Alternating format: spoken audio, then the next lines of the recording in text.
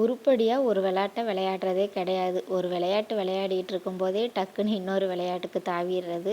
அன்னைக்கு காலையில் பிரேக்ஃபாஸ்ட்டுக்கு பொங்கல் தான் பண்ணியிருந்தேன். உடனே அவள் பொங்கல்ன உடனேயும் அந்த தைப்பொங்கல் ஞாபகத்துக்கு போயிட்டா. ஏம்மா இன்னைக்கு பொங்கல் தானே, கோலம் போடணும்ல, கோலப்பொடி தாங்க கோலப்பொடி தாங்க அப்படின்னு ஏற்கனவே விளையாண்ட விளையாட்டை விட்டுட்டு கோலப்பொடிக்கு வந்துட்டா. 11 மணிக்கு மேலே நல்ல வெயிலில் உட்காந்து வாசலில் 2 பேரும் கோலம் போட்டுட்டு இருந்தோம். போகிற வரவங்கெல்லாம் சீக்கிரமாகவே எந்திரிச்சு கோலம் போடுறீங்களே அப்படின்னு கிண்டல் பண்ணிட்டு தான் போனாங்க. வீட்டில் பார்த்திங்கன்னா பல்லி தொல்லை கொஞ்சம் அதிகமாகவே ஆயிடுச்சு. அதனால் பூண்டை வந்து கொஞ்சம் கை பார்த்து வச்சேன்னா அதில் உள்ள தோலை தூக்கி தூர போடாமல் இந்த மாதிரி துணியில் நல்ல ஒரு கட்டு கட்டிட்டு பல்லி எந்த இடத்துலலாம் அதிகமாக வருமோ அந்தந்த இடத்துலலாம் ஒரு ஒரு பொட்டணத்தை போட்டு வச்சிட்டோம் அப்படின்னா பல்லி தொல்லை வராது அப்படின்னு சொல்லிட்டு எங்கேயே எப்போவோ படித்த ஞாபகம் சட்டுன்னு வந்தது அந்த பூண்டு தொலியை பார்க்கும்போது.